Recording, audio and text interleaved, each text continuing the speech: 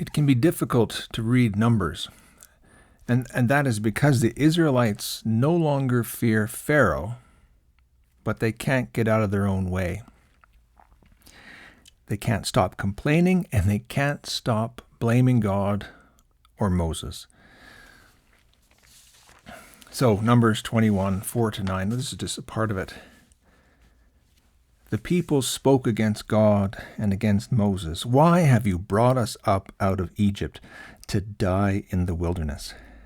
There is no food, no water, and we detest this miserable food.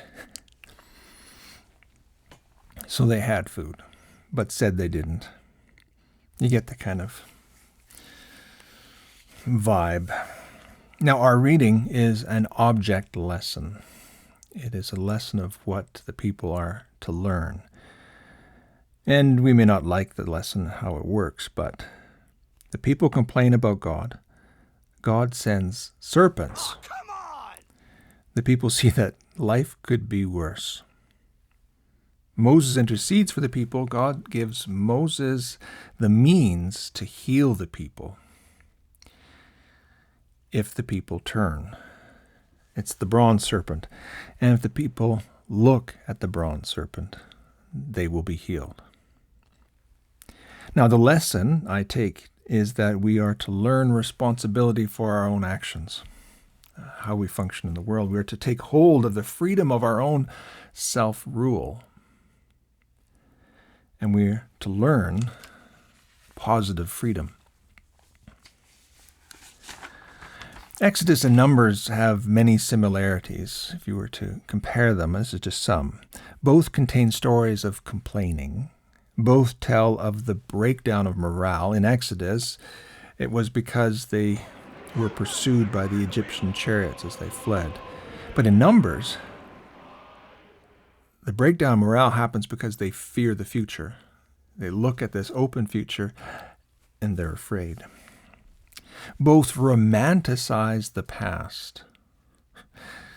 They pervert slavery and bondage, which they have experienced and lived for the most part of their life. And then they start calling that freedom and security. They're not ready for their own freedom. And so they long for the chains of the past.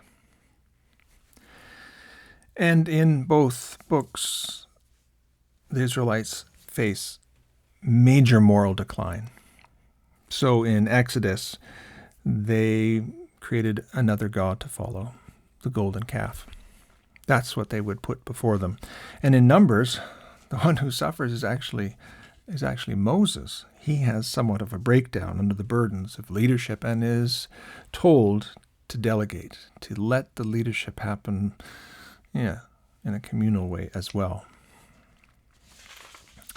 Isaiah Berlin in 1958 wrote an essay that differentiated two types of freedom: positive freedom and negative freedom. Negative freedom is what I think most everyone thinks of. It's freedom from something. Freedom from slavery, freedom from oppression, freedom from... You can put anything in there, actually. It'll be used that way. And then there's positive freedom. And positive freedom is the freedom to do something positive, to do something creative. It's the ability to create. In Exodus, the Israelites were fleeing from Egyptian slavery and chariots. Slavery as we understand it today. Maybe not with the chariots, but you get the idea. In Numbers, the story is about preparing or trying to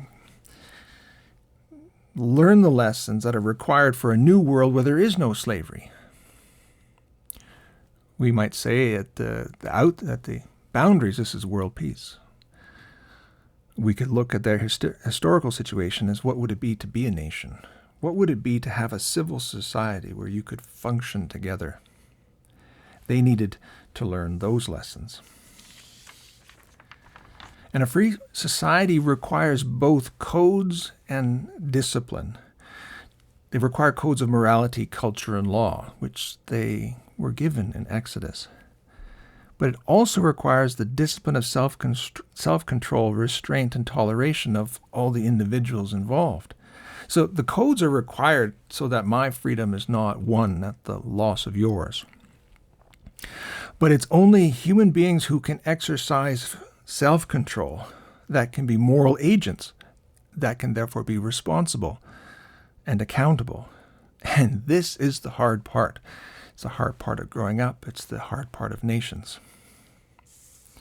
Because it is a matter of changing the human heart, changing the character, changing how we think, our way of life, how we practice living. We get nowhere by complaining or blaming others. There you go. We get nowhere complaining or blaming others. You would think that that was the best way to get anything done. We must also forego the desire to outsource our responsibilities to governments, to charismatic individuals. We can call them leaders, or even people who say they want to be dictators for a day. The hard reality that Numbers wrestles with, which we wrestle with today, is that moral change is slow. It's slow in ourselves, and it takes more than a single generation. And without moral change, a journey of just a few hundred miles, so from Egypt to the Promised Land, can take 40 years and 2 generations. And even then, the walk of freedom has just begun.